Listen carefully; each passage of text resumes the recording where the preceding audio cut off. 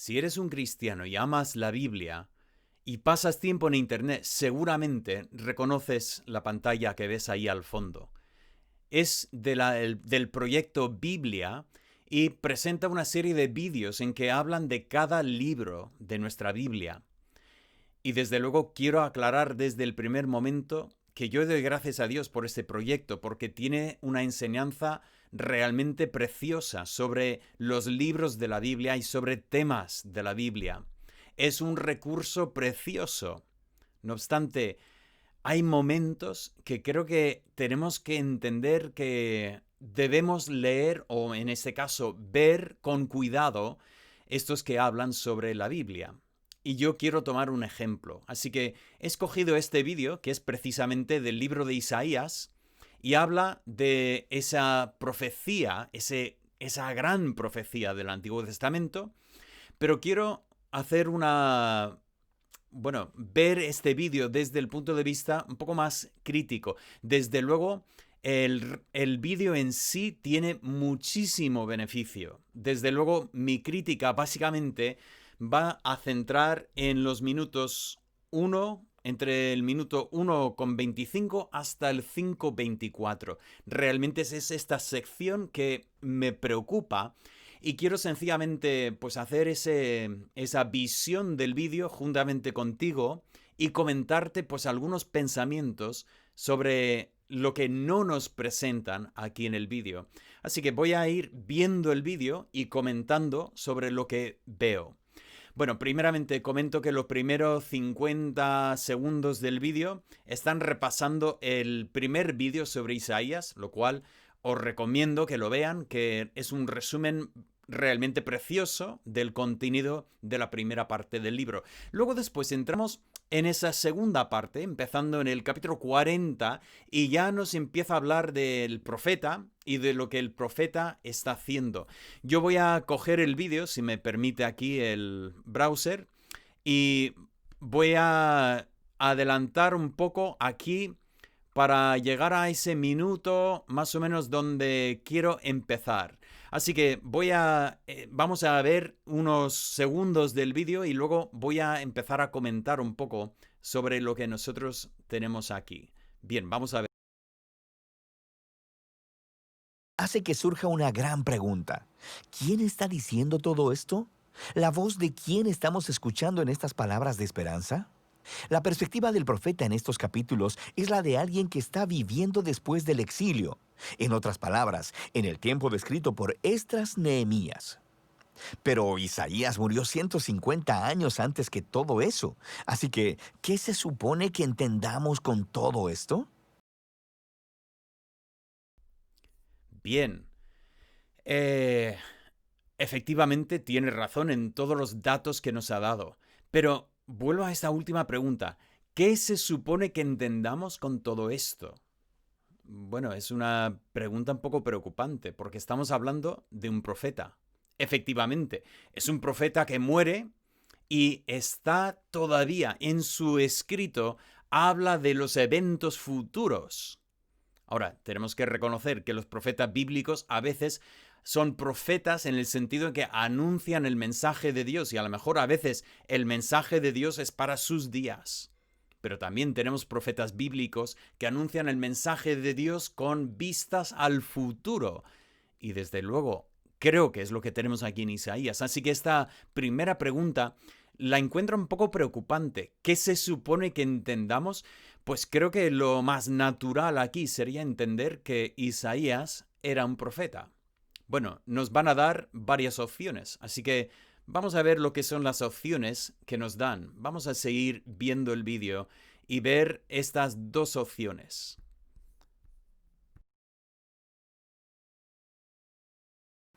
Bueno, hay muchos que piensan que todavía es Isaías hablando en su propia época, pero que ha sido transportado proféticamente, por así decirlo, 200 años hacia el futuro y que le está hablando a las generaciones futuras como si el exilio hubiera pasado. Cuando nos dicen que hay muchos que creen, bueno, entre estos muchos me encuentro yo, pero no me encuentro sencillamente entre muchos equivocados. Entre estos muchos también están incluidos, esperad, Jesús y todos los apóstoles del Nuevo Testamento que citan el libro de Isaías, que citan estos capítulos, y no son pocos. O sea, cuando ellos citan y dicen como dijo Isaías, realmente están diciendo precisamente lo que aquí en el vídeo nos dicen. Bueno, hay muchos que piensan, y casi lo pone como, bueno, hay que saber si realmente esto es así. Pero Jesús cita el libro de Isaías como directamente, como es del mismo profeta. Incluso tenemos un pasaje sumamente interesante en Juan 12, donde Jesús cita dos pasajes de Isaías. Primeramente cita un pasaje de precisamente de esta sección del libro, de esta segunda sección del libro, y acto seguido cita un pasaje la primera parte del libro, de la primera sección del libro.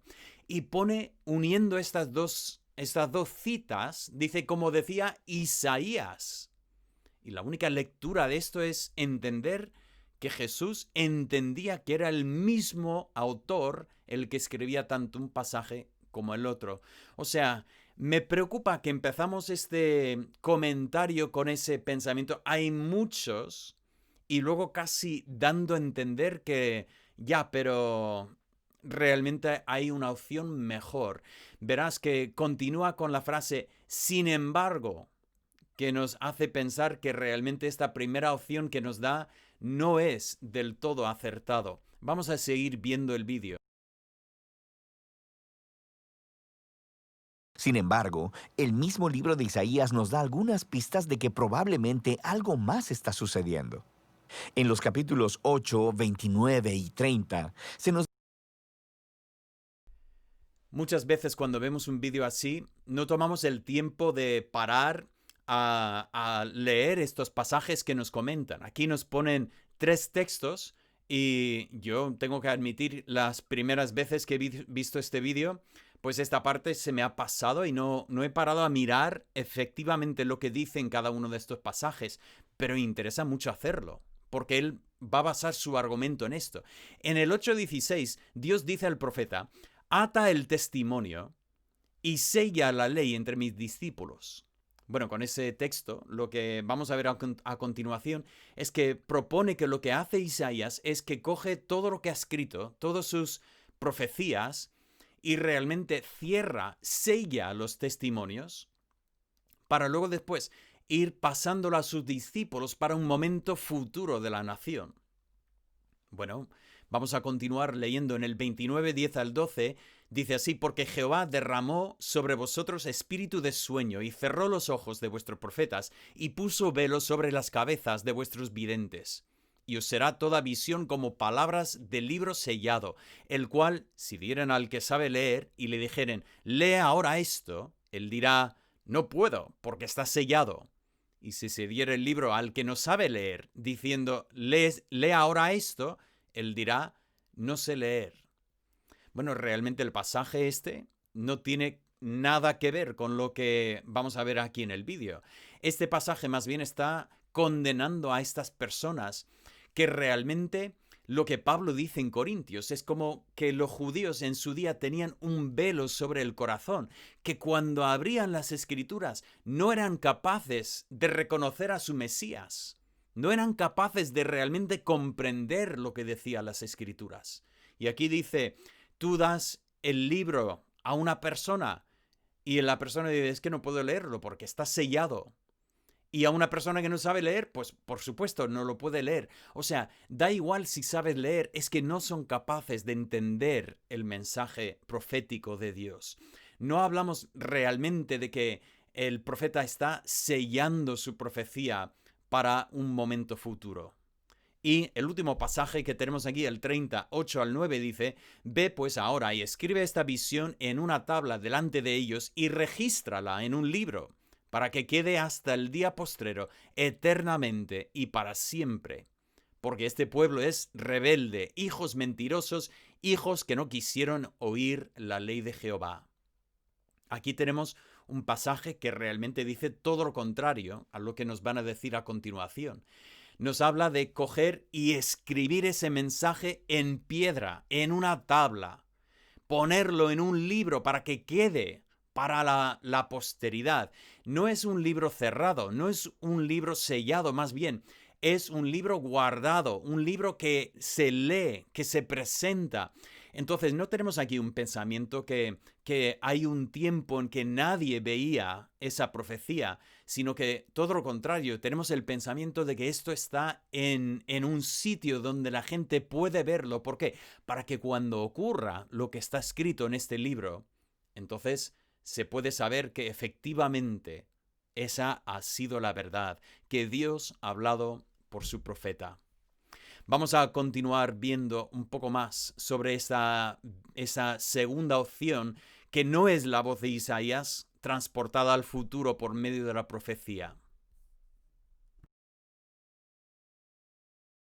Nos dice que después de que Isaías fue rechazado por los líderes de Israel, él escribió y selló en un rollo todos sus mensajes de juicio y esperanza, y que se los pasó a sus discípulos como testigos de los días que vendrían. Eventualmente, Isaías murió esperando que Dios vindicara sus palabras. Ahora, recuerda, los capítulos del 1 al 39 fueron diseñados para mostrarnos que las predicciones de juicio de Isaías fueron cumplidas en el exilio. Él es un verdadero profeta. Nos dice que Isaías es un verdadero profeta. Vale, porque lo que escribió en los capítulos 1 al 39 efectivamente ocurre, así que es un verdadero profeta. Pero lo que están haciendo es que nos van a decir las profecías de esta segunda parte no pertenecen a Isaías. ¿De dónde viene este pensamiento? Pues este pensamiento proviene del movimiento académico en el siglo XVIII, en que ya las personas empiezan a proponer efectivamente que hay no un Isaías que escribe, sino que hay varios Isaías. Empezamos con un segundo Isaías, efectivamente como nos presentará aquí, un discípulo de Isaías que unos 100, 150 años después empieza a añadir a las palabras del profeta. Ahora vamos a ver que ellos no usan esa frase. Ellos más bien aquí van a decir, comienzan a aplicar sus palabras a su propia época. Pero realmente lo que quieren decir es que empiezan a añadir a las palabras de Isaías. ¿Y por qué se hace esto? Se hace esto porque en esta sección que están a punto de mirar, los capítulos 40 hasta el 48, Isaías empieza, efectivamente, como nos presenta el vídeo, Isaías hace un enfrentamiento entre el Dios verdadero y los ídolos que el pueblo pues ha visto en Babilonia. Y muestra que el Dios verdadero está por encima de estos ídolos. Y la prueba principal de estos capítulos es que Dios predice que Ciro, un rey futuro, va a permitir que el pueblo vuelva a reedificar Jerusalén.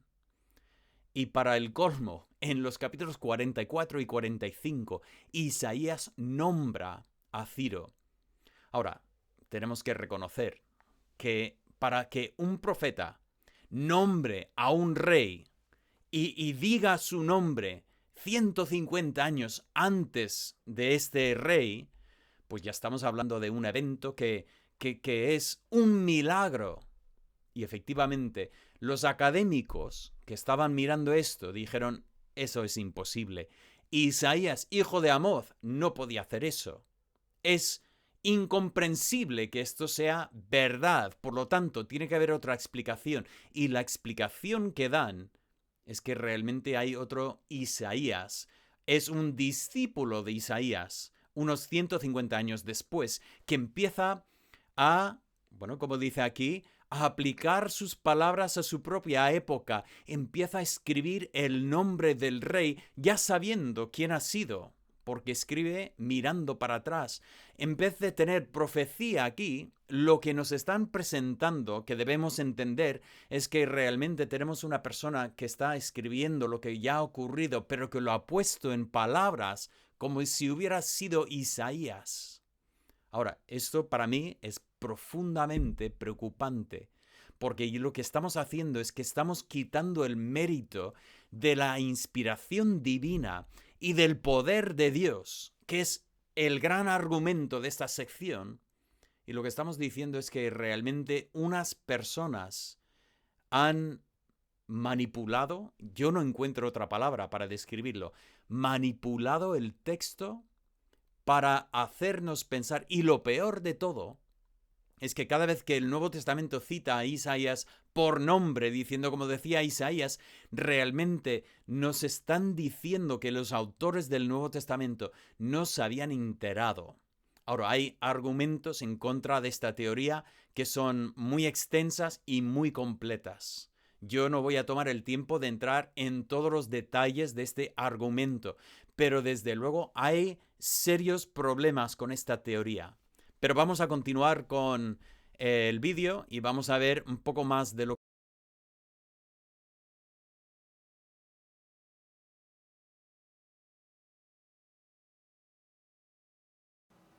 Así que, después de que el exilio ha terminado, los discípulos de Isaías, quienes han atesorado sus palabras por tanto tiempo, abren el rollo y comienzan a aplicar sus palabras de esperanza a su propia época.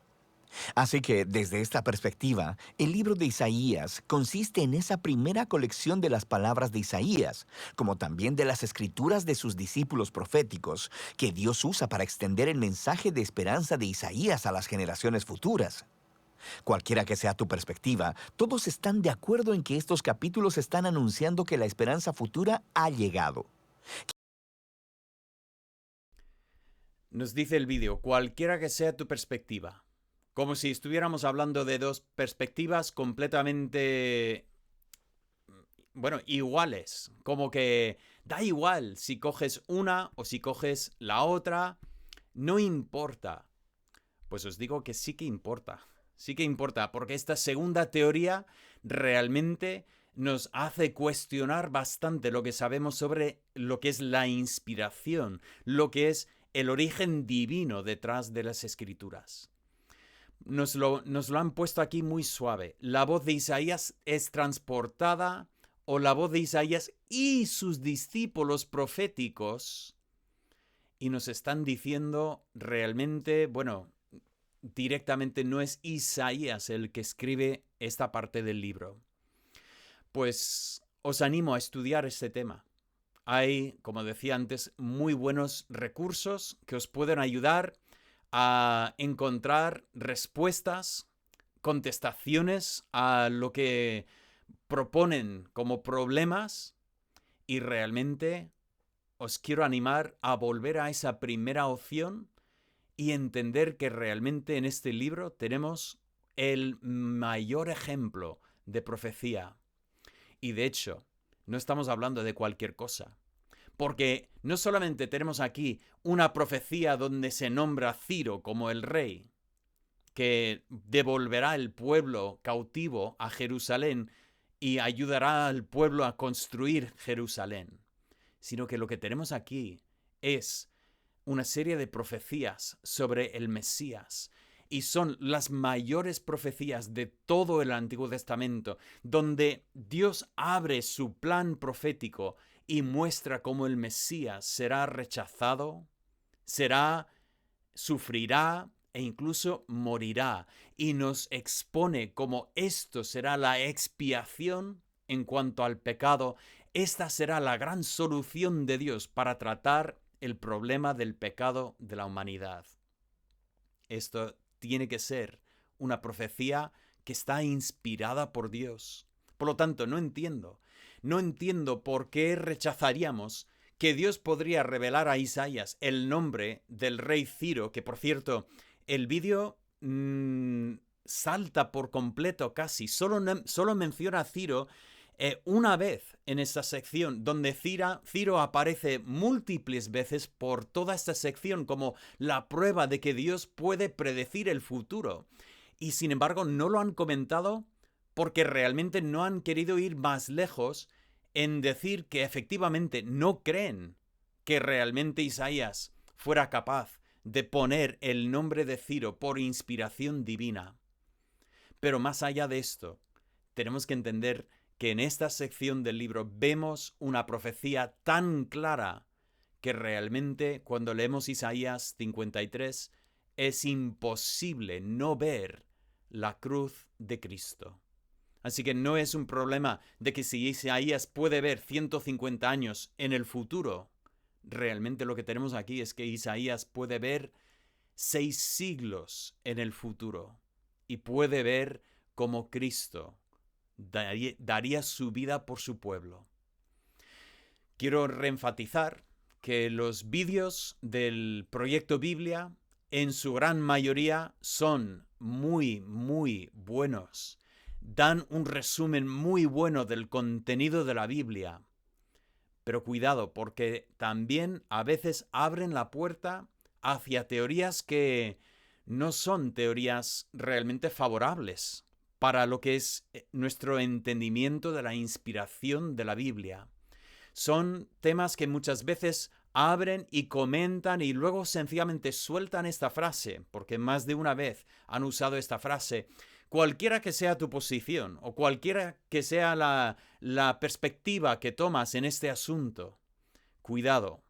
Muchas veces esto debe invitarte a mirar otra vez, porque igual es mucho más importante de lo que ellos te están diciendo.